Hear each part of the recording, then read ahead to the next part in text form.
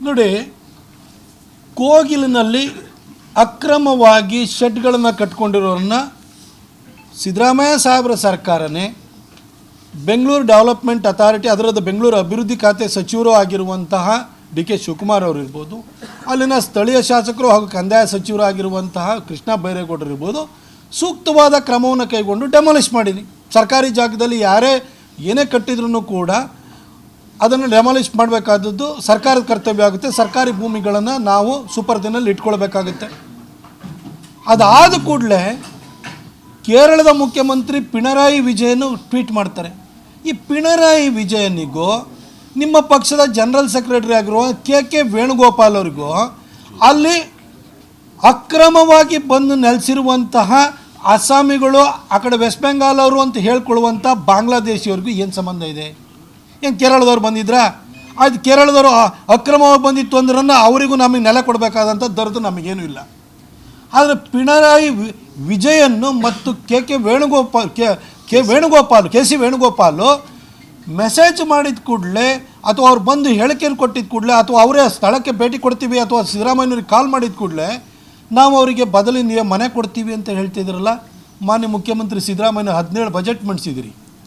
ಕಾನೂನಿನ ಕ್ರಮ ಗೊತ್ತು. ನೀವು ಫಸ್ಟ್ ಟೈಮ್ ಮುಖ್ಯಮಂತ್ರಿ ಆದಾಗ 2016 ಮತ್ತು 17ರಲ್ಲಿ ಇಡೀ ದೇಶಾದ್ಯಂತ, ಅದರಲ್ಲಿ ನಮ್ಮ ರಾಜ್ಯವು ಸೇರಿದಂತೆ ಬೇಸ್ ಲೈನ್ ಸರ್ವೆ ಆಯಿತು.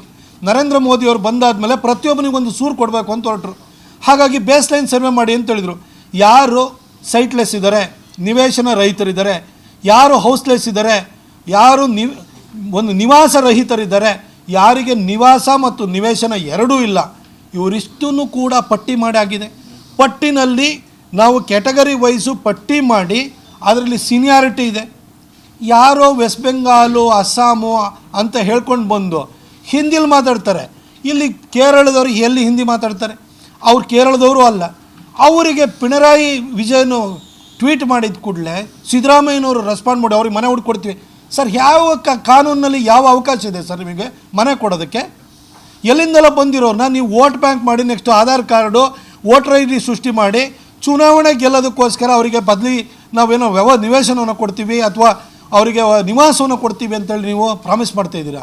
ಎಷ್ಟು ವರ್ಷ ಸರ್ ನಿಮ್ಮಲ್ಲಿ ಇಲ್ಲ ನಿಮ್ಮ ವರುಣ ಕ್ಷೇತ್ರದಲ್ಲಿರುವಂತಹ ನಿವೇಶನ ಮತ್ತು ನಿವಾಸ ರಹಿತರಿಗೆ ನೀವು ಮನೆ ಕೊಟ್ಟಿದ್ದೀರಾ ಸರ್? ಫಸ್ಟು ಮೈಸೂರಿನಲ್ಲಿ ಕೊಟ್ಟಿದ್ದೀರಾ ಸರ್? ನಿಮ್ಮ ಮೂಗಿನ ಕೆಳಗಡೆ ಅಂತ ಮೈಸೂರಿನಲ್ಲಿ ಕೊಟ್ಟಿದ್ದೀರಾ?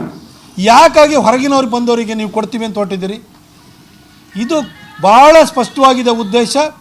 ಇವ್ರನ್ನ ವೋಟ್ ಬ್ಯಾಂಕ್ ಆಗಿ ಪರಿವರ್ತನೆಯನ್ನು ಮಾಡಿ ಇಡೀ ಡೆಮೋಗ್ರಫಿಕ್ ಚೇಂಜಸ್ಸನ್ನು ಮಾಡಬೇಕು ಅಂತೇಳಿ ಸಿದ್ದರಾಮಯ್ಯನವರ ಸರ್ಕಾರ ಹೊರಟಿದೆ. ಕಾನೂನಿನಲ್ಲಿ ಅದಕ್ಕೆ ಕೊಡಲಿಕ್ಕೆ ಸಾಧ್ಯನೇ ಇಲ್ಲ. ಬೇಸ್ ಲೈನ್ ಸರ್ವೆ ಆಧಾರದ ಮೇಲೆ ಕರ್ನಾಟಕ ರಾಜೀವ್ ಗಾಂಧಿ ಹೌಸಿಂಗ್ ಕಾರ್ಪೊರೇಷನ್ ಇರ್ಬೋದು, ಸ್ಲಮ್ ಬೋರ್ಡ್ ಇರ್ಬೋದು, ಹಾಗೂ ಯಾರ ಹತ್ರ ನಿವೇಶನ ಇದೆಯೋ ಅವರಿಗೆ ಪ್ರಧಾನಮಂತ್ರಿ ಆವಾಸ್ ಯೋಜನೆ ಅಡಿ ಮನೆ ಕಟ್ಟಿಸ್ಕೊಡೋಕ್ಕಿರ್ಬೋದು. ಈಗ ಆಲ್ರೆಡಿ ಸೀನಿಯಾರಿಟಿ ಲಿಸ್ಟನ್ನು ಕೂಡ ಮಾಡಲಾಗಿದೆ. ಅದನ್ನು ಬಿಟ್ಟು ಕೇರಳದ ಮುಖ್ಯಮಂತ್ರಿ ಅಥವಾ ನಿಮ್ಮ general secretary K C Venugopal ಅಥವಾ ನಿಮ್ಮ ಯಾರೋ ಪಕ್ಷದವರು ಒತ್ತಡ ಹಾಕಿದ್ರು ಅಂತ ಕೊಡೋಕ್ಕೆ ಸಾಧ್ಯ ಇಲ್ಲ. ಇದನ್ನೊಬ್ಬ ರಾಜ್ಯದ ಮುಖ್ಯಮಂತ್ರಿ ಆಗಿ ಕಾನೂನಿನ ಅರಿವಿಟ್ಕೊಂಡು ನೀವು ಈ ತಪ್ಪನ್ನು ಮಾಡೋಕ್ಕೆ ಹೋಗಬೇಡಿ. ಕಾನೂನು ರೀತಿಯ ಹೋರಾಟ ಮಾಡಲಿಕ್ಕೆ ನಮ್ಮ ರಾಜ್ಯಾಧ್ಯಕ್ಷರಾಗಿರುವಂಥ ವಿಜೇಂದ್ರ ಅವರು, ನಮ್ಮ ವಿರೋಧ ಪಕ್ಷದ ನಾಯಕರಾಗಿರುವಂಥ ಆರ್ ಅಶೋಕ್ ಅಣ್ಣವರು ಈಗ ಆಲ್ರೆಡಿ ಮುಂದಾಗಿದ್ದಾರೆ.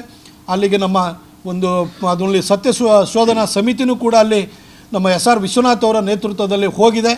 ಅಲ್ಲಿ ಹೋಗಿ ಮಾತಾಡಿಸಿದರೆ ಯಾವುದೋ ಒಂದು ಲೇಡಿ ಹೇಳ್ತಾರೆ 25 ವರ್ಷದಿಂದ ಏನು ಮಾಡ್ತಾಯಿದ್ದೆ ಅಂತ ಕೇಳಿರಲಿಲ್ಲ, ಬೇರೆ ಅವ್ರು ಹಿಂದೆ ಕುಟುಂಬದವ್ರು ಇದ್ದರು ಅಂತ ಹೇಳ್ತಾರೆ. ಬರೀ ಸುಳ್ಳು ಹೇಳ್ತಿದ್ದಾರೆ. ಇಲ್ಲಿ ಇತ್ತೀಚೆಗೆ ಬಂದಿರೋ ಅಂಥವ್ರು ಅದು ಭಾಳ ಸ್ಪಷ್ಟವಾಗಿ ಅವರ ಹೇಳಿಕೆಯಿಂದಲೇ ಗೊತ್ತಾಗ್ತಾ ಇದೆ. ಇಂಥವ್ರಿಗೆಲ್ಲ ಅಕ್ರಮವಾಗಿ ಬಂದಿರೋರಿಗೆ ಇಲ್ಲಿ ನೆಲೆ ಕೊಟ್ಟು ಕೊನೆಗೆ ಕರ್ನಾಟಕದ ಭವಿಷ್ಯಕ್ಕೆ ಗಂಡಾಂತರ ತರುವಂಥ ಕೆಲಸವನ್ನು ಮಾಡಬೇಡಿ ಅಂತೇಳಿ ನಾನು ಮಾನ್ಯ ಮುಖ್ಯಮಂತ್ರಿಯವರಲ್ಲಿ ಮನವಿಯನ್ನು ಮಾಡ್ಕೊಳ್ತೀನಿ.